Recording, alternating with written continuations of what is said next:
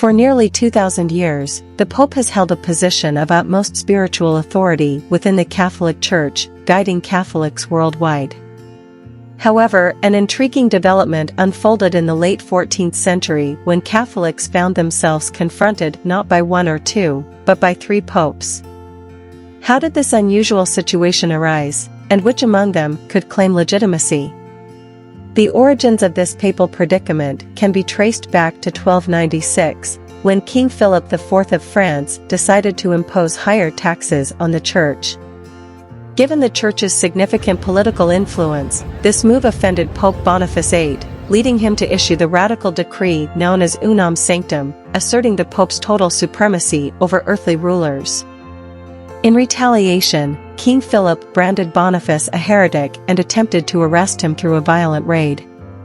Although Boniface survived the assault, he passed away shortly thereafter. Subsequently, Pope Clement V assumed the papal office in 1305. Clement, a French diplomat seeking peace between England and his homeland, wished to stay close to the conflict and evade the demands of Rome. Consequently, in 1309, he relocated the papal seat to Avignon, a city near France but owned by a church vassal. The papacy remained stationed there for the reigns of 7 popes until the incumbent pope eventually returned to Italy in 1376. Unfortunately, shortly after his arrival, he unexpectedly passed away. This sudden turn of events necessitated the immediate election of a new pope in Rome, where a papal election hadn't taken place for over 7 decades. The Romans were determined to elect a pope from their own ranks and restore Rome as the seat of Western Christendom. Local officials exerted pressure on the cardinals to select an Italian pope, while unruly mobs raided the conclave and even looted the papal wine cellar. Amidst this chaotic atmosphere, the cardinals elected the Neapolitan Archbishop of Bari, who became Pope Urban VI. Initially, Urban was regarded as a safe choice. However, he swiftly revealed himself as a reformer who sought to impose financial constraints on the cardinals. Desperate to maintain their luxurious lifestyles, the cardinals denounced Urban's election as illegitimate, claiming it was coerced by the Roman mob.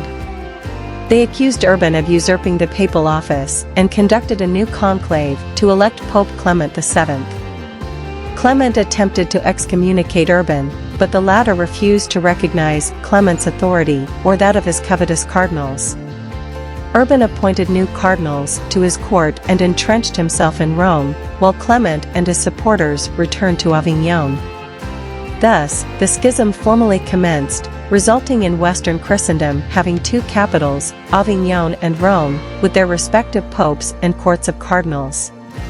As popes from each line passed away, their cardinals appointed successors, perpetuating the crisis for decades. However, this peculiar situation did not significantly impact most ordinary Catholics since there were no significant doctrinal divisions. Instead, the drama unfolded primarily within the realm of diplomacy, as European rulers were forced to choose sides in the power struggle between the 2 papal factions. Only a pope possessed the authority to convene a general council and officially resolve the issue. However, both sides refused to take this step. Consequently, in 1409, a group of cardinals from France and Rome took matters into their own hands. They argued that, given the disputed status of both popes, cardinals held the right to call a council.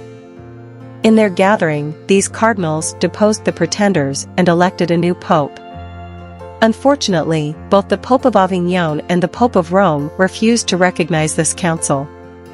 As a result, rather than resolving the crisis, the number of popes grew to 3, an unprecedented arrangement. This unusual state persisted for another 5 years until the Council of Constance in 1417. During this council, popes from the Roman line and the newly established Third Line abdicated and agreed to unify the Church under a new pope, Martin V. Recognized as the undisputed pope, Martin promptly excommunicated the sole remaining opponent, the Pope of Avignon, finally bringing an end to the schism after 39 years. Today, the official records of the Church assert that the Roman line has always represented the authentic papal authority. Nevertheless, regardless of how the schism concluded, its existence serves as a testament to the fact that even those deemed pious are susceptible to engaging in petty power struggles.